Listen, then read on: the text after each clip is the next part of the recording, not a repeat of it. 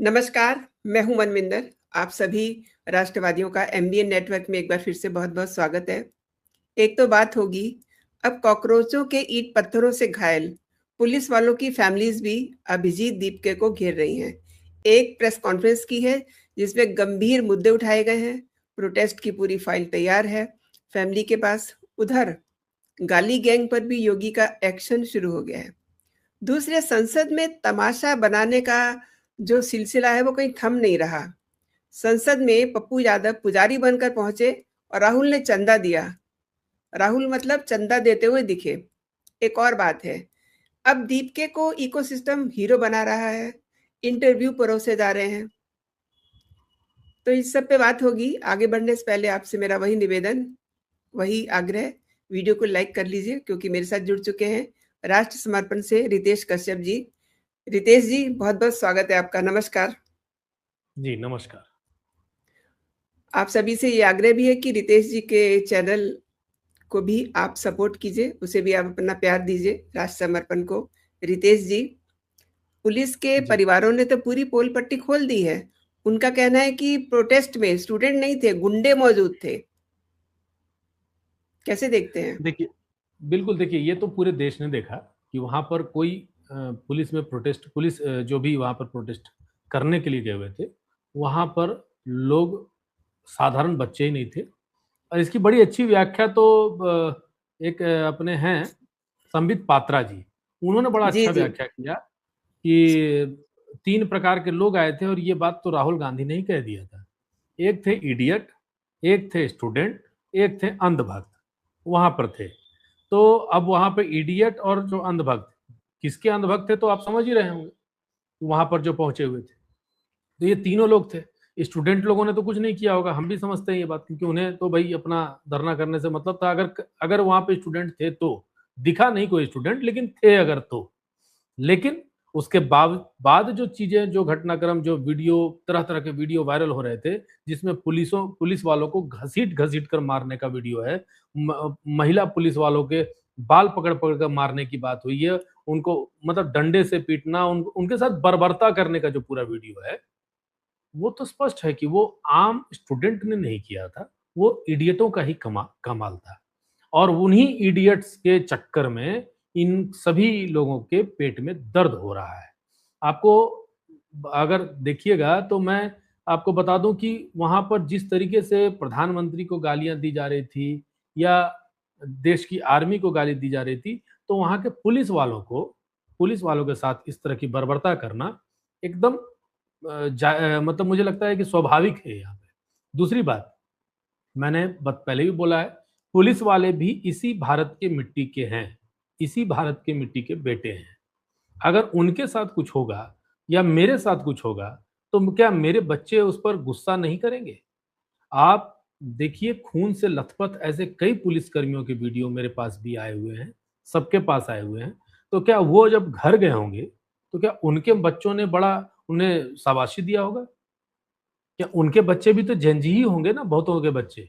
क्या वो उनको बड़े खुश हो रहे होंगे कि नहीं मेरे पिताजी को मारा है, तो बहुत अच्छा किया है।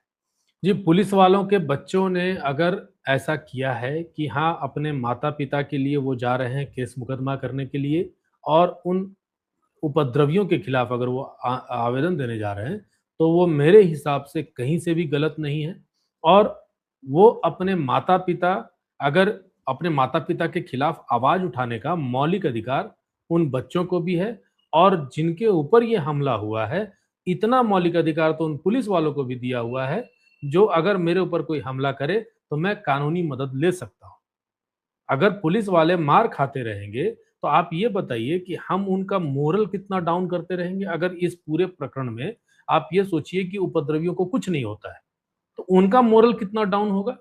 कल के डेट में वो ऐसे उपद्रवियों को कंट्रोल करने में सक्षम रहेंगे क्या? देखिए, ये पूरा नैरेटिव ही इसी बात के लिए है कि आप किसी पर एफआईआर नहीं करिएगा, ये सरकार को आदेश दिया गया और सरकार ने बोल दिया ठीक है। लेकिन आप ये बताइए अगर सच में ऐसा होता है, तो क्या हमारे फ़ोर्स के लिए ये अच्छी बात है? उनका मोरल डाउन हम करने का प्रयास जो कर रहे हैं बार-बार, तो ये तो कहीं से भी ठीक नहीं है और अगर ऐसा होता है, तो कल के डेट में यही बच्चे यही जो उपद्रवी मानसिकता के लोग हैं, गलत नैरेटिव सेट करने वाले लोग हैं, ये इन्हीं पुलिस वालों के पास जाएंगे कि देखो तुम्हारे लिए सरकार ने कुछ नहीं किया, और आप भी कुछ नहीं कर सके क्योंकि आपको तो सरकार ने रोक रखा था। सरकार क्यों रोकेगी भाई? मैं बात कर रहा हूं, सरकार ऐसे भी रोकना क्यों चाहिए? पुलिसिया काम तो नहीं कर रहा है। मेरे को अगर चोट लगा है, मेरे को अगर पेट में दर्द है, मेरे को अगर हार्ट में प्रॉब्लम है, मेरे को दिमाग में अगर प्रॉब्लम है, तो हम जाकर डॉक्टर से इलाज करा सकते हैं ना। इसमें पुलिस का क्या रोल है, या पुलिसिया व्यवस्था का क्या रोल है? अगर मेरे को किसी ने थप्पड़ मारा है, मेरे को किसी ने डंडा मारा है, मेरे को किसी ने पत्थर मारा है, तो हम तो भैया केस कर सकते हैं। इतना मौलिक अधिकार हर एक नागरिक के पास में, इसलिए वो अपना मौलिक अधिकारों का काम कर रहे हैं। कहीं से भी वो गलत नहीं कर रहे हैं, और करना भी चाहिए ऐसे लोगों पर कड़ी कार्रवाई। जी।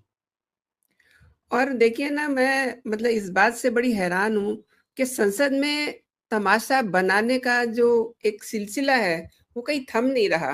संसद में पप्पू यादव, माय गॉड, पुजारी बन के पहुंचे हुए थे, और राहुल ने चंदा दिया। जरा उस वीडियो को भी देख लेते हैं। देखिए, मैं इसको थोड़ा गौर से देखने वाली बात है कि ये कर जी, क्या रहे हैं, कि आप एक व्यक्ति के पैर के पास भगवान देखिए, राम देखिए, हाँ, देखिए, ये देखिए। देखिए, भगवान राम की फोटो देखिए। ईश्वर ने कहाँ माफ करेगा। देखिए, भगवान राम की तस्वीर कहाँ जा रही है, देख लीजिए। अयोध्या नरेश है ना ये तो, अखिलेश अयोध्या यादव नरेश है, के।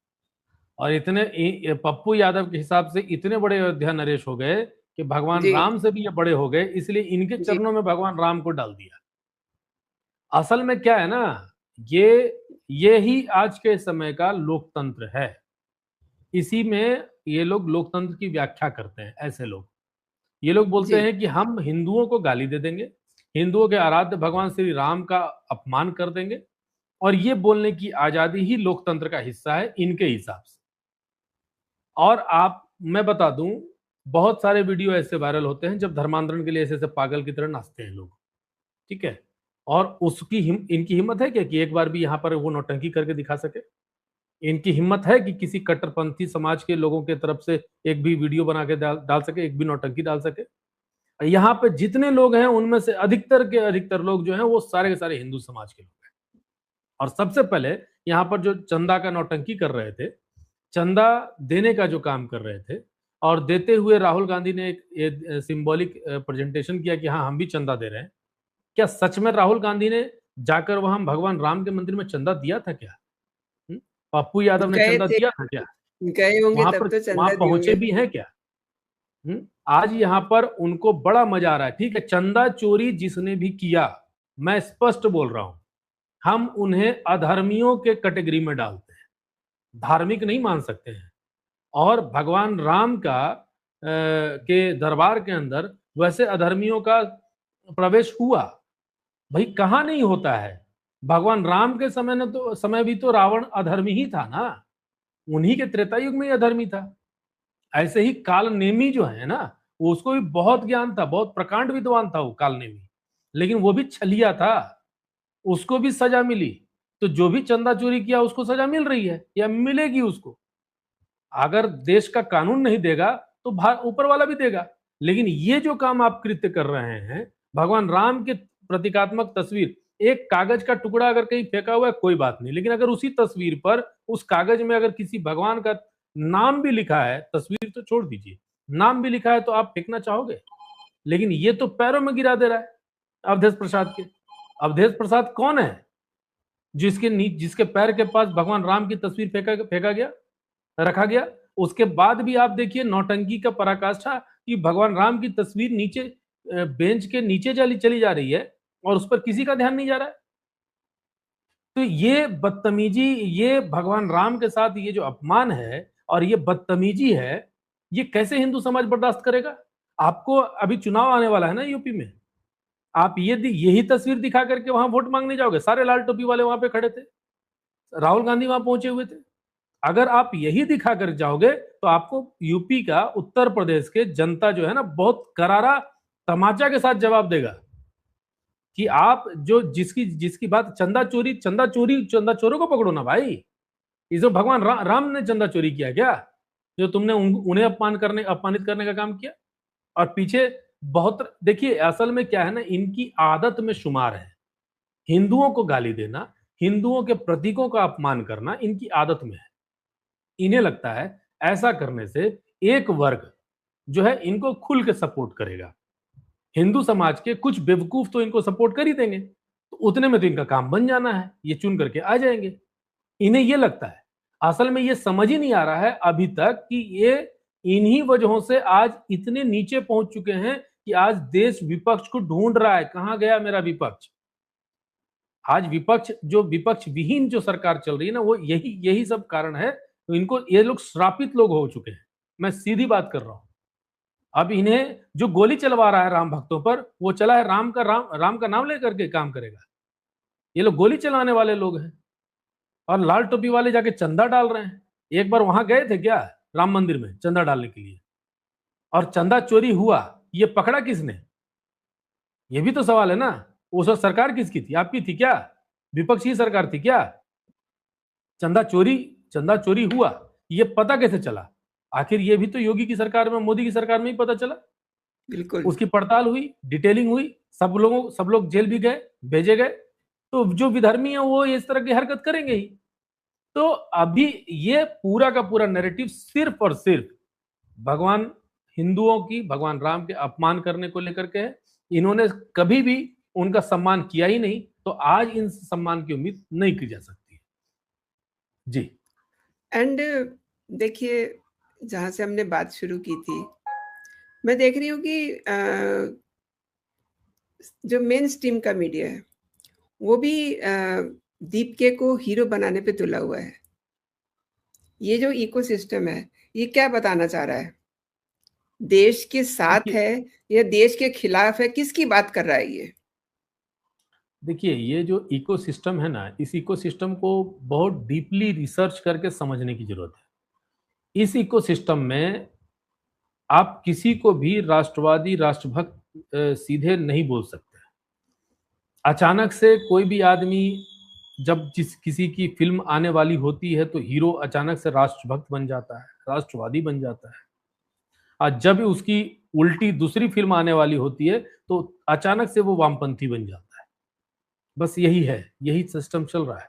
उनको दोनों कंडीशन में अपना सामान बेचना है, अपना फिल्म बेचना है, अपनी टीआरपी बेचनी है। अभी मैं जो बता रहा हूं ये उसी आधार पर है। इन्हें इस बात से कोई मतलब नहीं है अभिजीत दीपके क्या गंध फैला रहा है, क्या गंध फैला चुका है। इन्हें बस अपनी टीआरपी से मतलब है। जो 22 मिलियन मूर्खों ने उन्हें फॉलो किया है, फॉलो कर रखा है, उस 22 मिलियन का व्यू इन्हें चाहिए।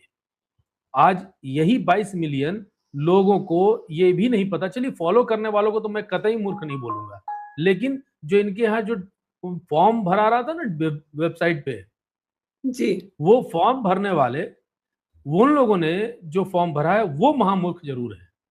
आपको, हमको, सबको पता है कि ये कर क्या रहा है। स्पष्ट लिखा हुआ है इनके वेबसाइट पर कि ये आउटसाइड ऑफ इंडिया भी इस डेटा को प्रोसेस किया जाएगा। इनके वेबसाइट पे लिखा हुआ है। आप जो फॉर्म भर रहे हैं, आप स्वीकृत करते हैं या नहीं करते हैं? सब लोगों की आदत होती है ना, ऊपर टिक टिक टिक लगा दी, कहानी खत्म, उसको सबमिट कर दिया अपना डिटेल डालने के बाद। लेकिन इसके बाद जो वहां लाखों लोगों का डिटेल वहां विदेश पहुंच गया, लाखों युवाओं का डिटेल, मैं आम आदमी की, हर आदमी की बात नहीं कर रहा हूं, लाखों युवाओं का डिटेल अगर वहां पहुंच गया, तो एक तो युवा ऐसे ही हमारा गुमराह हो रहा है। उनको ये पता ही नहीं है कि हम प्रोटेस्ट में जा रहे हैं कि गाली का कॉन्टेस्ट में जा रहे हैं, कि कितनी गाली, हम कौन कितनी अच्छे से गाली दे सकता है, कौन कैसे कैसे गाली दे सकता है।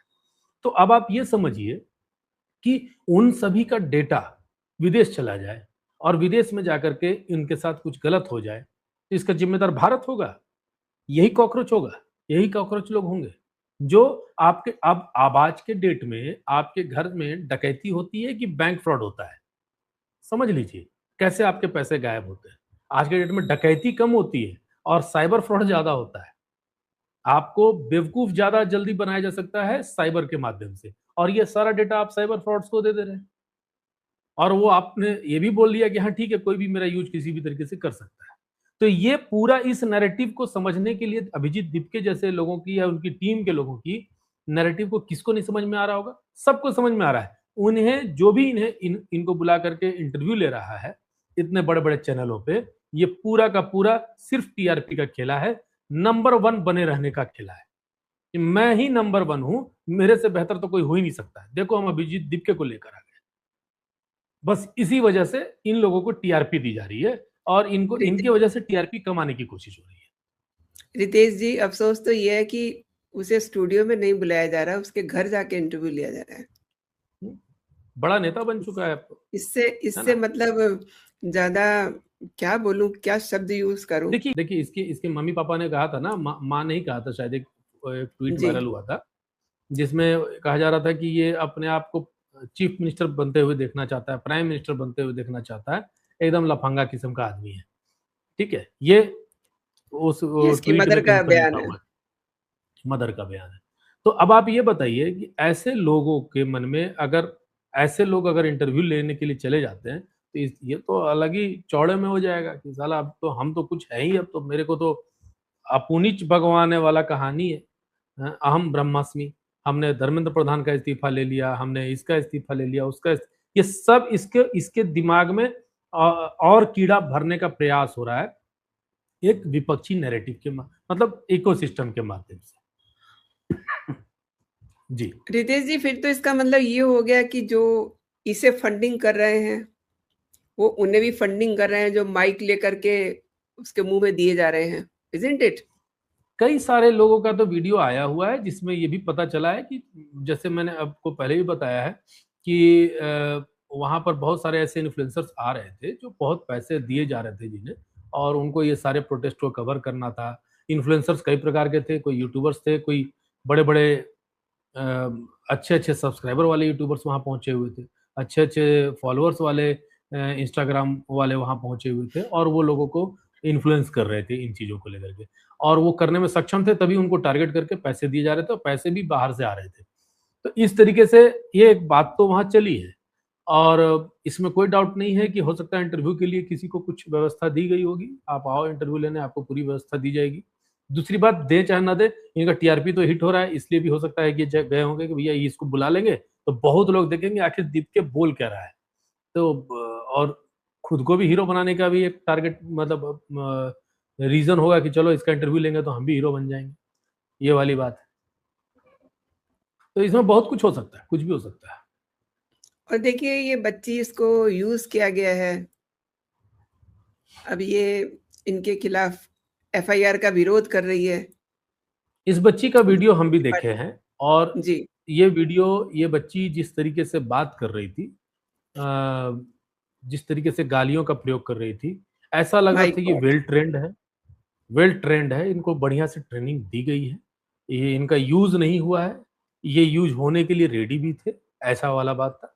क्या कहते हैं उसको, जब आप दुकानों में जाते हैं तो एक बोर्ड लगा रहता है फॉर सेल, तो इस तरह के जो वक्तव्य हैं, इस तरह के वाणी जो हैं फॉर सेल होते हैं, बेचने बिक करके बोलने वाली बात। हालाँकि इस लड़की के बारे में ये भी कहा जा रहा है कि ये लड़की किसी बहुत बड़े नेता की बेटी भांजी है, रिस रिश्तेदार है।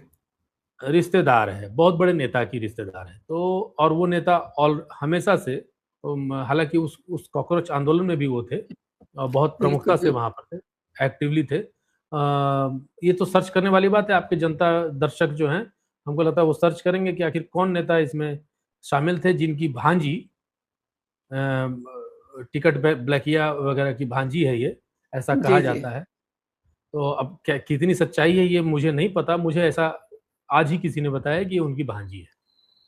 खैर, और हो देखिए, सकता है। जो प्रवक्ता हैं इस पार्टी के, कॉकरोचों की पार्टी के, सौरभ दास, वो कह रहे हैं कि लड़की के खिलाफ जो है, आपराधिक केस की जगह मानहानि का केस दर्ज होना चाहिए। क्यों? लड़की अगर मर्डर करेगी तो मानहानि का केस होना चाहिए। लड़की अगर गंदे काम करेगी, गलत काम करेगी तो मानहानि का केस होना चाहिए। ये तो बेवकूफ़ी है, ये तय करेंगे क्या? ये कॉकरोच जनता पार्टी के सौरभ दास हैं कौन? ये भी तो सवाल है ना। वो कौन हैं? राष्ट्रपति हैं भारत के या सुपर राष्ट्रपति हैं भारत के, प्रधानमंत्री हैं, गृह मंत्री हैं, वो हैं क्या जो वो आदेश देंगे या वो बताएंगे कि किसको क्या करना चाहिए? क्या भारत की जनता, भारत का कानून, भारत की व्यवस्था ये सक्षम नहीं है इस बात के लिए कि ये इनको इस पर कौन सी धारा लगनी चाहिए, कौन सी धारा सस्टेन करेगी? इनके वकील हैं, जाकर के वहां पर आपराधिक केस को मानहानि केस में कन्वर्ट करा लें, बात खत्म हो गई। अगर सौरभ दास को इतनी चिंता हो रही है तो, और प्लस आपके साथ तो कपिल सिब्बल हैं ही, 1 करोड़ रुपए दे रखे हैं, उन्हीं को बोलिए। चिंता की बात ये है ना कि ये योगी बाबा के हत्थे मामला पूरा चढ़ चुका है, क्योंकि हाँ, तो कराते रहे ये मानहानि और आपराधिक को बदलाव, देख जी लेंगे वो भी। बाबा अपने आप में हीरो हैं। बिल्कुल इनको अभी जब मैंने बताया ना कि जब अभी मोदी हटाओ करने लगा है ये लोग, अब मोदी हम्म हटाओ, अगर गलती से योगी आ जाओ ना, तो यही बोलेंगे फिर से एक बार मोदी सरकार। बिल्कुल सही कहा ठीक था है, आपने। यही होने वाला है, मैं आपको बता रहा हूँ। इनको ये समझ जी नहीं आ रहा है कि ये कौन सा पंगा लेने वाले हैं। जितना ये नौटंकी कर रहे हैं ना, एक बार के लिए ये सच में सारा आंदोलन के लिए अब जंतर मंतर को शिफ्ट कर देना चाहिए नोएडा, ग्रेटर नोएडा साइड में। देखिए 2 मिनट में मामला सेटिंग हो जाएगा। तब तो डर के शांति मारे वहां शांति कोई शांति। आएगा ही नहीं, बाबा के डर से कोई आएगा ही नहीं, प्रदर्शन उस हाँ, स्थल पे कभी नहीं होगा। कभी नहीं होगा। जी तो ये सब चीजें हैं। और हम्म देश में शांति का माहौल स्थापित करना बहुत जरूरी है। और इसी वजह से ये पूरी सरकार भी चिंतित है कि इस तरह के जो उपद्रवी तत्व हैं, इनसे बचाना होगा देश को। इसके अलावा और कोई उपाय नहीं है आज के समय में। तो मैं तो और यही इन्हें क्या कहूंगा। कहेंगे, ये आप तो मतलब हम आम लोगों की जी बात कर रहे हैं, और कांग्रेस के संगठन महासचिव केसी वेणुगोपालन, जी। इन्होंने राज्य मंत्री जितेंद्र सिंह के खिलाफ हम्म विशेषाधिकार हनन का प्रस्ताव पेश किया है, और हम्म। उन्होंने संसद में सरासर झूठ बोला है, दावा किया है कि छात्रों के शांतिपूर्ण विरोध प्रदर्शन के जवाब में कोई गोलीबारी नहीं हुई है। बिल्कुल नहीं हुई है, वो गलत तो वो भी नहीं बोल रहे हैं, ये तो साफ स्पष्ट है। जहां भी गोलीबारी हुई होगी, मुझे लगता है अशांतिपूर्ण विरोध प्रदर्शन के खिलाफ हुआ है। शांतिपूर्ण धरना के तो खिलाफ कभी भी नहीं हुआ है, कहीं भी नहीं हुआ है, कहीं होता भी नहीं है। झारखंड में भी अभी शांतिपूर्ण धरना प्रदर्शन हो रहा है, कोई गोली नहीं चला रहा है।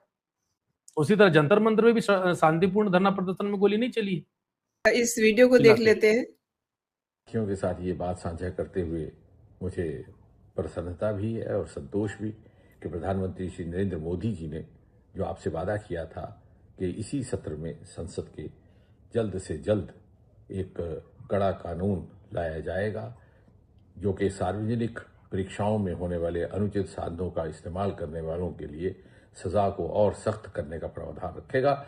हमें ये भी याद रहे कि आज से 2 वर्ष पहले जब 2024 में ये विधेयक लाया गया था, जो अपनी तरह का आज़ाद हिंदुस्तान में पहला इस तरह का कानून था, तो वो भी प्रधानमंत्री जी की ही चिंता और उनकी कल्पना का नतीजा था। लेकिन अब जब हाल ही में अनुभव आया कि इसमें कुछ और प्रावधान शामिल किए जा सकते हैं ताकि इसको और ज़्यादा सख्त बनाया जाए, तो 2-3 दिन चलती हुई चर्चा में पहले लोकसभा और फिर कल देर रात राज्यसभा ने भी इसे पारित कर दिया। अब ये कानून बन गया है और मुझे लगता है कि इस बात की भी निशानदेही करता है जो प्रधानमंत्री जी बार बार कहते हैं कि किसी को भी हमारे बच्चों के साथ, हमारे युवाओं के साथ, हमारे छात्रों के साथ और उनके भविष्य के साथ खिलवाड़ करने का या उससे समझौता करने का मौका नहीं दिया जाए।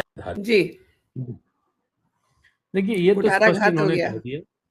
जी बिल्कुल, ये स्पष्ट इनका कहना है कि अगर कोई भी ये व्यक्ति हमारे देश के संप्रभुता के साथ खिलवाड़ करने का प्रयास करेगा, उनको बख्शा नहीं जाएगा।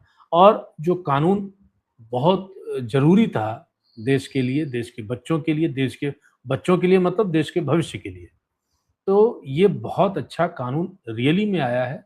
और मुझे लगता है कि इस कानून के बाद कहीं भी अब किसी को कोई समस्या नहीं होने वाली है। हालाँकि जो देश के अंदर गलत नैरेटिव फैलाने वाले लोग हैं, वो रहेंगे ही, और वो फैलाते रहने का काम करते भी रहेंगे। मैं एक बात आपको बताना चाह रहा हूँ, इस बीच में ये श्योर। जोड़ना बहुत ज़रूरी है कि जी कल की घटना है, संसद में खड़गे जी का जो बयान आया परसों, कि जिस तरीके से मनुस्मृति को लेकर के वो बयान दिए और बहुत सारी चीज़ें, फिर उसके बाद जब उन हल्ला हंगामा हुआ तो ट्विटर पे जाकर के अपने बयानों को वो चेंज कर दिए।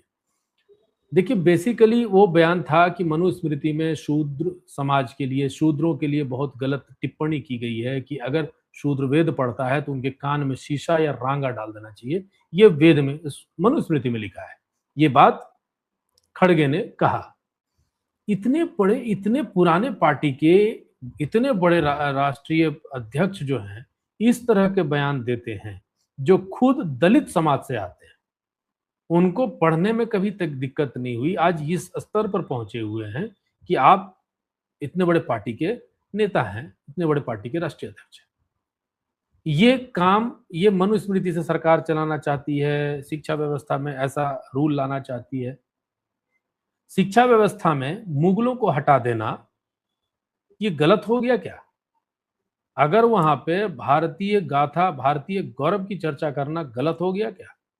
भारत के कई वीर वीरांगनाओं ने अपनी जान दांव पे लगा दी, बलिदान दे दिया और सिर्फ भारत की रक्षा के लिए संघर्ष करते करते अपनी जान दे दी। उनके बारे में बच्चों को बताना गलत है क्या?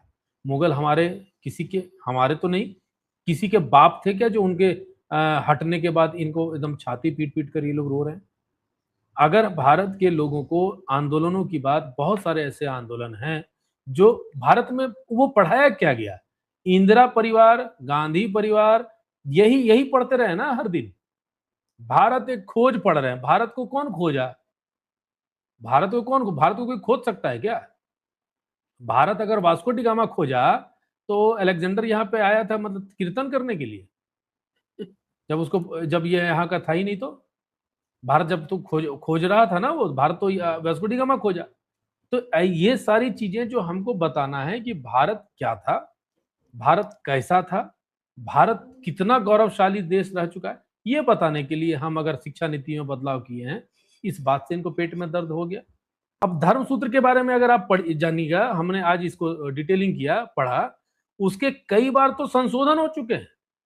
आप बताइए, हम तो समझते हैं कि भाई संशोधन, अगर भारत का संविधान है तो उसमें समय समय पर संशोधन होता है या होता रहा है। क्या हमारे वेद पुराण में भी संशोधन की आवश्यकता रही है? कोई जरूरत नहीं थी। आपने एज इट इज कभी रखा ही नहीं। 1876 से कई बार संशोधन हो चुका, कभी अंग्रेज ने किया तो कभी भारत के लोगों ने किया। तो अब ये बताइए, तो जो लाइन आपने पढ़ के बताया वो संशोधित है, अलग से जोड़ा गया है कि नहीं जोड़ा गया है, ये आप कैसे तय करोगे? और आपने उस व्याख्या को उठा करके संसद भवन में पढ़ दिया। और इतने बड़े पार्टी के लोगों का ये स्तर पे आकर के, चाहे बोले तो एक एक व्यक्ति भगवान राम को संसद के बाहर बदनाम करता है, हिंदू धर्म को बदनाम करता है, एक व्यक्ति अंदर से हिंदू धर्म ग्रंथों को बदनाम करने का प्रयास करता है। तो यही इनकी व्यवस्था है। ये लोग कुल मिलाकर के हिंदुओं को बांट दो, काट दो, मतलब बटेंगे, बांट करके काट के फेंक देंगे। इनकी यही रणनीति है। और उसके बाद ये दलित, पिछड़े, अगड़ा, इसकी राजनीति में अब सबको उलझा कर रखने का इनका अंतिम उद्देश्य यही है। जी। आपने, रितेश जी, बहुत बड़ी बात की है। संसद में अलग से रायता फैला हुआ है, सड़क पे अलग से, अब संसद के परिसर में अलग से तमाशा हो रहा है। और इनके पेट में दर्द की वजह वही आप जो कह रहे हैं कि जिस दिन से धर्मेंद्र प्रधान शिक्षा मंत्री हुए थे, इनके तो सोचिए कि ये किन किन को हीरो बनाना चाह रहे थे, वो सारे प्लान फेल हो गए। आपने, रितेश जी, मेरे दर्शकों को महत्वपूर्ण विषय पे जानकारी दी है। आपने मेरे लिए समय निकाला, मेरे दर्शकों के लिए समय निकाला। बहुत बहुत धन्यवाद आपका। जय हिंद, जय भारत। जय हिंद।